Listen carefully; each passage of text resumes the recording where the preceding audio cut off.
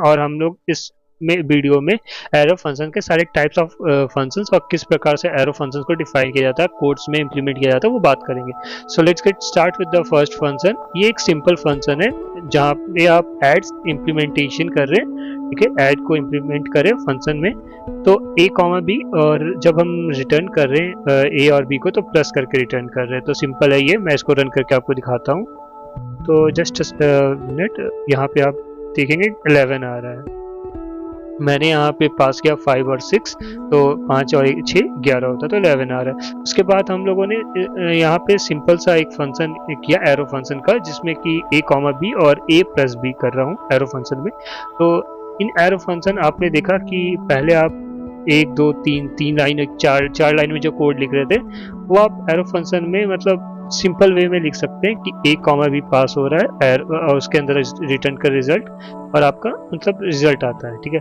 लेकिन आपको उसके 1 लाइन में भी आप लिख सकते हो। 1 लाइन में आप ऐसे कर सकते हैं कि कॉन्स्ट ऐड कॉन्साइज वे में हम कर रहे हैं, जिसमें कि हम a कॉमा बी को पास कर रहे हैं और रिटर्न भी कर दे रहे a प्लस बी के फॉर्मेट में। तो ये आपका एरो फंक्शन 1 लाइन में, मतलब सबसे मतलब इम्पोर्टेंट अगर बोला जाए तो एरो फंक्शन का सबसे बेस्ट समझने की बात है कि आप 1 लाइन में किसी भी पूरे फंक्शन, 4 लाइन के फंक्शन को 1 लाइन में लिख सकते हो, ठीक है। एरो फंक्शन में आप अगर ऐड करते हैं तो यहाँ पे देखिए 2 कॉमा 3 5, तो यहाँ पर आप देख पा रहे होंगे 5 भी आ रहा है, ठीक है। तो इस प्रकार से आप एरो फंक्शंस को लिख सकते हैं। अब हम लोग बात करेंगे टाइप्स ऑफ एरो फंक्शन, जिसमें कि कुछ आर्ग्यूमेंट होते हैं, कुछ सिंगल होते हैं, कुछ नॉन आर्ग्यूमेंट वाले भी होते हैं, और कुछ जो रिटर्न नहीं कर रहे होते। ये सारे टाइप के एरो फंक्शंस होते हैं, तो हम लोग आगे डिस्कस करते हैं। पहला विद पैरेंथेसिस, जिसमें कि हमने x जो एक पैरेंथेसिस है जो कि वैल्यू यहाँ पे पास कर रहे 5 और उससे 5 को स्क्वायर करके रिटर्न कर रहा है। तो आप यहाँ चेक कर सकते हैं 25 आया है, ठीक है, विद पैरेंथेसिस वाले में। अब हम लोग देखते हैं यहाँ विदाउट, आप यहाँ पे विदाउट पैरेंथेसिस, तो यहाँ पे जो x है वो उसमें आपका पैरेंथेसिस हमने हटा दिया है। तो आप जस्ट अगर सिंगल मतलब लेटर है तो आप सिंगल आर्ग्यूमेंट है तो आप पैरेंथेसिस हटा भी सकते हैं, ठीक है। ये सिंगल आर्ग्यूमेंट के लिए होता है, सिंगल पैरामीटर्स के लिए होता है, मतलब आर्ग्यूमेंट पैरामीटर सेम ही है। 25 आ रहा है, ठीक है। उसके बाद अगर हम लोग जाते हैं यहाँ पर, तो यहाँ नो पैरामीटर्स, मतलब जिसमें पैरामीटर्स पास नहीं हो रहे बट वो रिटर्न कर रहा है कुछ, जैसे कि यहाँ पे हमें गेट रैंडम नंबर चाहिए, तो जस्ट मैथ डॉट रैंडम मैं यूज़ कर रहा हूँ। और जब गेट रैंडम रिटर्न हो रहा है, एक इम्प्लिसिट फंक्शन है, ठीक है, इम्प्लिसिट रिटर्न है, मतलब कुछ जा तो नहीं रहा लेकिन आ रहा है, ठीक है। तो आप देख पा रहे होंगे कि यहाँ पे आपका रैंडमली नंबर्स रिटर्न हो रहे हैं। यहाँ पे ग्रीट इसलिए आ रहा है हेलो वर्ल्ड क्योंकि ये पहले कॉल हो रहा है और ये दूसरी बार में हो रहा है। दूसरी बार में 0.06 ये जो भी वैल्यू है वो एक आपका रैंडम नंबर है, ठीक है। इसके बाद हम लोग आगे चलते हैं नेक्स्ट में मल्टीपल पैरेंथेसिस। तो मल्टीपल जब पैरेंथेसिस होता है तो आपको मतलब ब्रैकेट लगाइए, उसके अंदर पैरेंथेसिस आप लिख रहे हैं, ठीक है, first name comma last name, उसके बाद फर्स्ट नेम और लास्ट नेम दोनों को एक करके रिटर्न कर रहा है। जैसे कि यहाँ पे मैं शुरू वाला बात करता हूँ, मल्टीप्लाई वाला, तो 4,5 में पास कर रहा हूँ तो 5 हो जाए 20, और फुल नेम जब मैं जॉन और डो डाल रहा हूँ तो जॉन डो हो जा रहा है, ठीक है। तो ये हो गया आपका मल्टीपल पैरेंथेसिस में।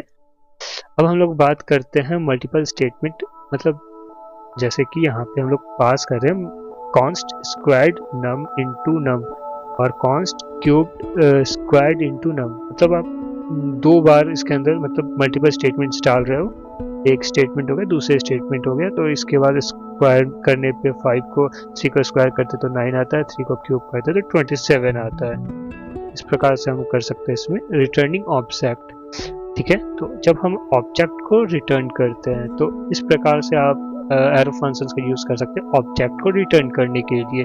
जैसे कि यहाँ पे हम नेम और एज पास कर रहे हैं तो नेम और एज ऑब्जेक्ट फॉर्मेट में रिटर्न होता है। मुझे मैंने एलिस और 30 पास किया, मतलब 2 पैरामीटर्स, तो वो रिटर्न जो होगा वो name is to Alice, as is to 30, ये पूरे ऑब्जेक्ट को रिटर्न करेगा, ठीक है।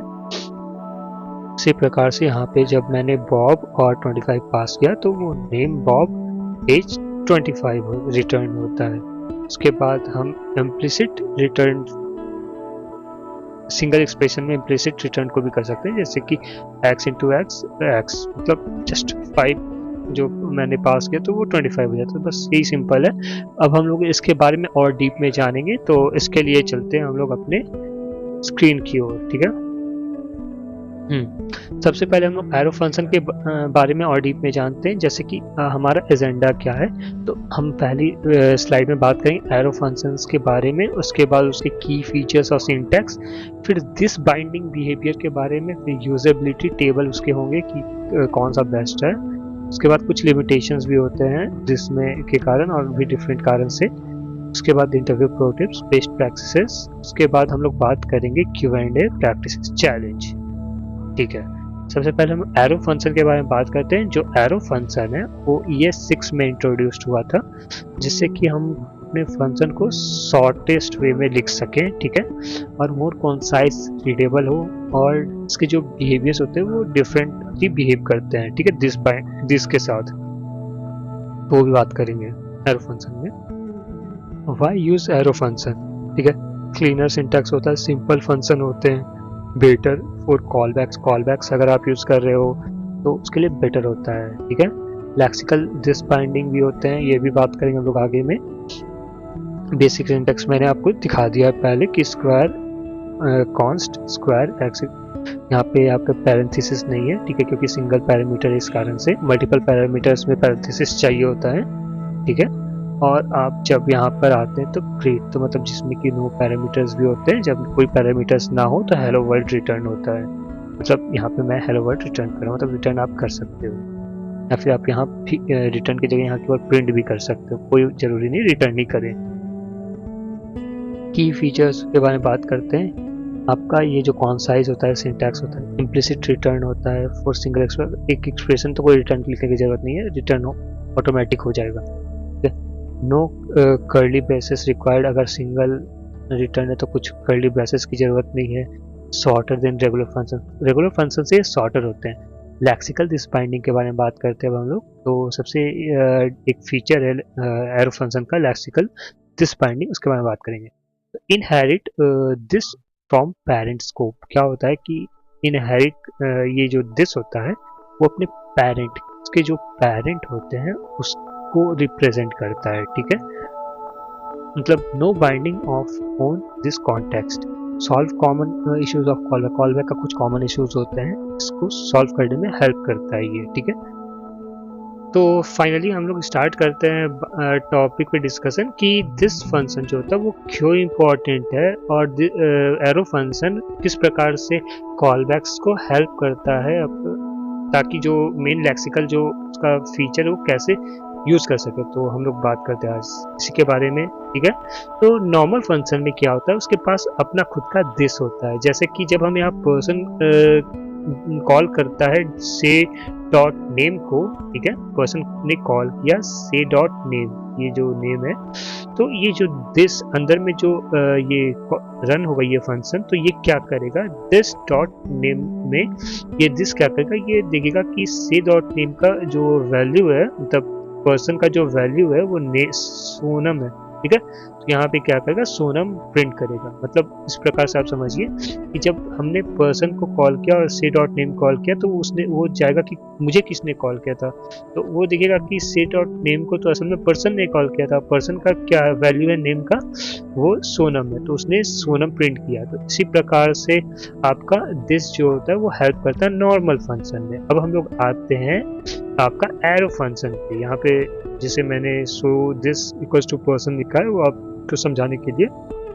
एरो फंक्शन में खुद का दिस नहीं होता है, ठीक है, एरो फंक्शन का खुद का दिस नहीं होता है, तो वो आपका दूसरे के आसपास के जो भी फंक्शन है उससे दिस बोरो करता है। Arrow function do not create their own this, they borrow, मतलब बोरो करता है, मतलब लेक्सिकल दिस यूज करता है फ्रॉम सराउंडिंग स्कोप से, ठीक है।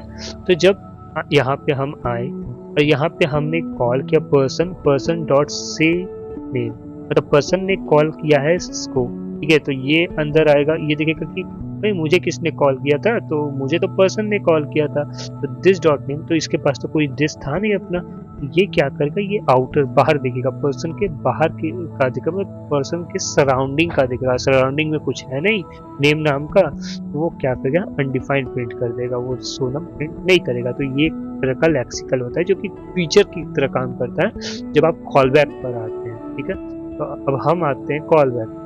ठीक है, यहाँ पे मैंने एरो फंक्शंस लुक आउटसाइड, मतलब वो पर्सन का आउटसाइड दिखेगा, वहाँ पे उसको कुछ मिला नहीं तो वो अनडिफाइंड प्रिंट कर दिया। अब हम कॉल बैक पे आते हैं। कॉल बैक में होता ये है कि हमने यूज़र किया, यूज़र के अंदर एक ग्रीट नाम का यहाँ फंक्शन बनाया, फंक्शन के आगे सेट टाइम आउट लगाया, सेट टाइम आउट के अंदर एक फंक्शन कॉल किया दिस डॉट नेम, अब 1000। ठीक है, अब ग्रीट क्या करेगा, ये यूज़र ने ग्रीट को कॉल किया, यूज़र ने ग्रीट को कॉल किया, ग्रीट को कॉल किया। अब ग्रीट जो है, यहाँ पर सेट टाइम आउट जो है वो आपका ग्रेड को कॉल करता है, लेकिन यहाँ पे जो फंक्शन वो एरो फंक्शन ना होने के कारण फिर यहाँ पे आपका एरो फंक्शन अपना दिस क्रिएट करता है और वो कॉल करता है ग्रेड के अंदर। तो अंदर में कहीं पर भी नेम नाम का फंक्शन नहीं था, इस कारण से वो फिर जा करके अनडिफाइन वहाँ प्रिंट करता है। अब हम आते हैं solution using the arrow function. ठीक है, यहाँ पे मैंने क्या किया, यूजर डॉट ग्रीट कॉल किया, यूजर डॉट ग्रीट। ठीक है, यहाँ set time out this dot name को कॉल करेगा, दिस डॉट नेम जो है ग्रीट। ठीक है, ग्रीट के बाहर जो है वो आपका जो है यहाँ पे सोनम है। ठीक है, तो ये सोनम को वहाँ से फाइंड कर, मतलब तो सोनम को यहाँ पे सेंड करेगा, यहाँ पे ये दिस डॉट नेम की जगह सोनम प्रिंट हो जाएगा। ठीक है, ठीक है, समझ गए कि ग्रीड जो होगा यूजर से लेगा, सॉरी वो दिस जो है वो ग्रीड से ले लेगा, ग्रीड, क्योंकि आपका इसका इसके एरो फंक्शन कुछ होता नहीं है, तो ये क्या कहते हैं, इस फंक्शन के बाहर का नेम को लेगा। चलिए अब हम आते हैं आगे वन लाइन इंटरव्यू आंसर की ओर। Arrow functions do not have their own this, they use the lexical this, meaning they borrow the this from the outer function, मतलब वो फंक्शन के बाहर के से बोरो करता है दिस। ठीक है, समझ गए। अब हम लोग आगे चलते हैं इसके नीचे की ओर। ठीक है, why do we prefer arrow function inside set time out और कॉल बैक? इसका सिंपल सा आंसर है कि ये जो होता है लेक्सिकल जो होता है फंक्शन को सपोर्ट करता है, मतलब वो बोरो करता है दिस बाहर से, इसी कारण से हम लोग सेट टाइम आउट और कॉल बैक में यूज करते हैं एरो फंक्शन को।